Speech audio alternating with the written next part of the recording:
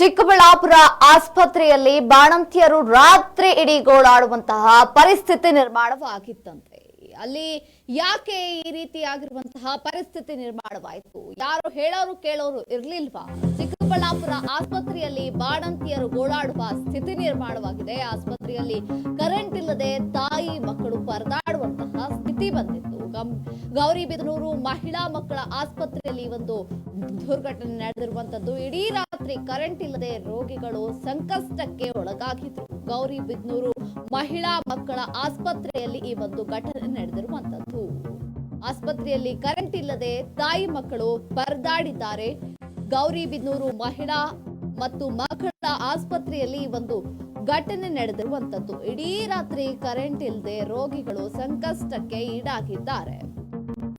Current ಇಲ್ಲದೆ ಅಲ್ಲಿ ಇರುವಂತಹ ಗರ್ಭಿಣಿಯರು ಒದ್ದಾಡುವಂತಹ ಸ್ಥಿತಿ ನಿರ್ಮಾಣವಾಗಿದೆ. ಆಸ್ಪತ್ರೆಯಲ್ಲಿ ಕರೆಂಟ್ ಇಲ್ಲದೆ ತಾಯಿ ಮಕ್ಕಳು ಪರದಾಡಿದ್ದಾರೆ. ಚಿಕ್ಕ ಚಿಕ್ಕ ಕೂಸುಗಳು ಕಂದಮಗಳು ಒದ್ದಾಡಿದ್ದಾರೆ.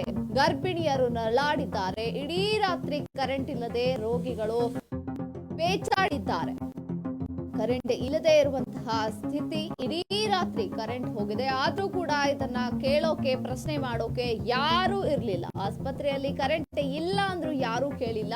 ಗೌರಿಬಿದನೂರು ಮಹಿಳಾ ಮತ್ತು ಮಕ್ಕಳ ಆಸ್ಪತ್ರೆಯಲ್ಲಿ ಈ ಒಂದು ಘಟನೆ ನಡೆದಿರುವಂತದ್ದು. ಇಡೀ ರಾತ್ರಿ ಕರೆಂಟ್ ಇಲ್ಲದೆ ರೋಗಿಗಳು ಸಂಕಷ್ಟವನ್ನ ಎದುರಿಸಿದ್ದಾರೆ. ಚಿಕ್ಕಬಳ್ಳಾಪುರದ ಆಸ್ಪತ್ರೆಯಲ್ಲಿ ಬಾಣಂತಿಯರು ಪರದಾಡುವಂತಹ ಸ್ಥಿತಿ. ಆಸ್ಪತ್ರೆಯಲ್ಲಿ ಇಡೀ ರಾತ್ರಿ ಕರೆಂಟ್ ಇರಲಿಲ್ಲ. ಕರೆಂಟ್ ಇಲ್ಲದೆ ಗರ್ಭಿಣಿಯರು ಮತ್ತು ನವಜಾತ ಶಿಶುಗಳೇನಿದ್ದಾವೆ ಅವರೆಲ್ಲ ನರಕ ಯಾತನೆಯನ್ನ ಅನುಭವಿಸ್ತಾ ಇದ್ರು. ನೀವು ಗಮನಿಸ್ತಾ ಇರಬಹುದು ದೃಶ್ಯಾವಳಿಗಳಲ್ಲಿ. ಆಸ್ಪತ್ರೆಯಲ್ಲಿರುವಂತಹ ಡಾಕ್ಟರ್ಸ್ ನರ್ಸ್ ಏನಿದ್ದಾರೆ ಅವರೆಲ್ಲ ಟಾರ್ಚ್ ಅನ್ನ ಹಿಡಿದುಕೊಂಡು ಆ ಒಂದು ಆಸ್ಪತ್ರೆಯಲ್ಲಿರುವಂತಹ ರೋಗಿಗಳಿಗೆ ಚಿಕಿತ್ಸೆಯನ್ನ ನೀಡ್ತಾ ಇದ್ದಾರೆ. ಈ ಒಂದು ಘಟನೆ ಚಿಕ್ಕಬಳ್ಳಾಪುರ ತಾಲೂಕು ಗೌರಿಬಿದನೂರು ನಗರ ಕೇಂದ್ರ ಆಸ್ಪತ್ರೆಯಲ್ಲಿ ಸಂಭವಿಸಿದೆ. ಇನ್ನು ತಾಲೂಕು ಕೇಂದ್ರದಲ್ಲೇ ಮೂಲಭೂತ ಸೌಕರ್ಯಗಳ ಕೊರತೆ ಉಂಟಾಗಿದ್ದು, ಮೊಬೈಲ್ ಟಾರ್ಚ್ಗಳನ್ನ ಹಿಡಿದುಕೊಂಡು ರೋಗಿಗಳಿಗೆ ವೈದ್ಯರು ಚಿಕಿತ್ಸೆಯನ್ನ ನೀಡುವಷ್ಟು ಪರದಾಡ್ತಾ ಇದ್ದಾರೆ. ಆದ್ರೂ ಕೂಡ ಅಲ್ಲಿ ಕರೆಂಟ್ ಹಾಕಿಲ್ಲ. ಅಲ್ಲಿರುವಂತಹ ಕರೆಂಟ್ ಸಂಬಂಧಪಟ್ಟಂತಹ ಒಂದು ಕೆಲಸಗಾರರು ಏನಿದ್ದಾರೆ ಅವ್ರು ಯಾರು KB ಅವರು ಇದ್ರ ಬಗ್ಗೆ ತಲೆ ಕೆಡಿಸ್ಕೊಂಡಿಲ್ಲ. ಜಿಲ್ಲಾ ಏನು ಒಂದು ಮೂಲ ಆಸ್ಪತ್ರೆ ಇದೆ ಆ ಒಂದು ಕೇಂದ್ರದಲ್ಲೇ ಕರೆಂಟ್ ವ್ಯವಸ್ಥೆ ಇಲ್ಲ. ಇಡೀ ರಾತ್ರಿ ಪರದಾಡಿದ್ರು ಅವ್ರಿಗೆ ಕ್ಯಾರೆ ಅಂತ ಯಾರು ಏನು ಕೇಳಲಿಲ್ಲ. ಫ್ರಿಡ್ಜ್ ನಲ್ಲಿಟ್ಟಂತಹ ಸಂಗ್ರಹಿಸಬೇಕಾಗಿದ್ದಂತಹ ಔಷಧಿಗಳು ಕೂಡ ಹಾಳಾಗಿದ್ದಾವಂತೆ.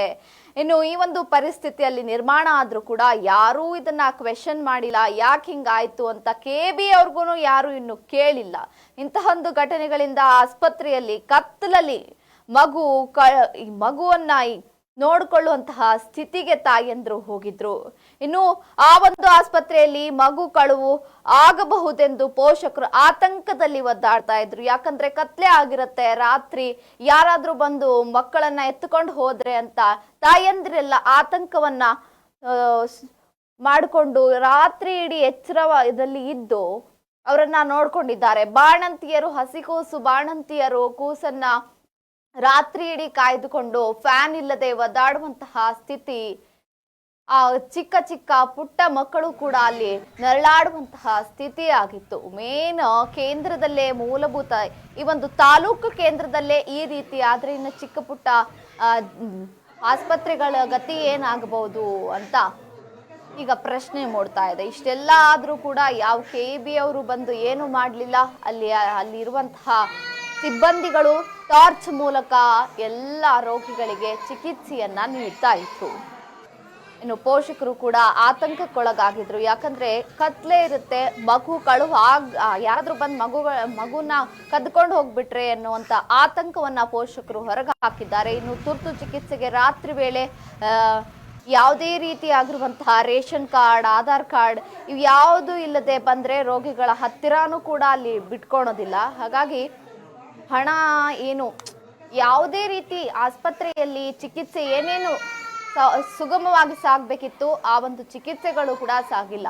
ರಾತ್ರಿ ಟಾರ್ಚ್ ಮೂಲಕ ಚಿಕಿತ್ಸೆ ಮಾಡುವಾಗ ಏನಾದರೂ ಹೆಚ್ಚು ಕಡಿಮೆ ಆದ್ರೆ ಹಸಿಗೂಸು ಕಂದಮ್ಮಗಳು ಗರ್ಭಿಣಿಯರು ಎಲ್ಲರೂ ಇರ್ತಾರೆ. ಹಾಗಾಗಿ ಆಸ್ಪತ್ರೆಯಲ್ಲಿಯೇ ಈ ರೀತಿ ಆದ್ರೆ ಹೇಗಪ್ಪ ಅನ್ನುವಂತಹ ಸ್ಥಿತಿ ಈಗ ಅಲ್ಲಿನ ಜನತೆಯಲ್ಲಿ ಕಾಡ್ತಾ ಇದೆ. ಹಾಗೆ ಅಲ್ಲಿ ಆಸ್ಪತ್ರೆಯಲ್ಲಿ ಯಾರ್ಯಾರು ರೋಗಿಗಳಿದ್ರು ಅವರೆಲ್ಲ ರಾತ್ರಿ ಇಡೀ ನಿದ್ದೆ ಮಾಡಿಲ್ಲ. ರಾತ್ರಿ ಇಡೀ ನಿದ್ದೆ ಮಾಡ್ದೇನೆ ಅವರೆಲ್ಲ ನರಳಾಡುವಂತಹ ಸ್ಥಿತಿಯಲ್ಲಿ ನಿರ್ಮಾಣವಾಗಿತ್ತು.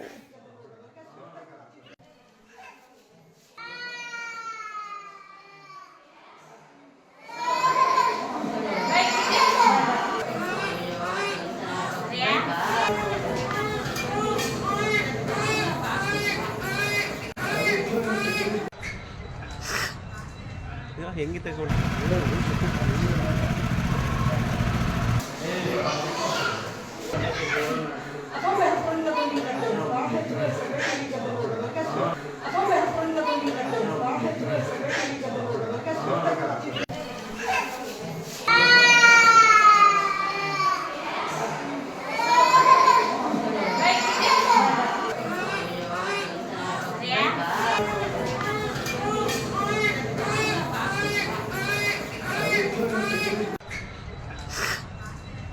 ಹೆಂಗಿತ್ತು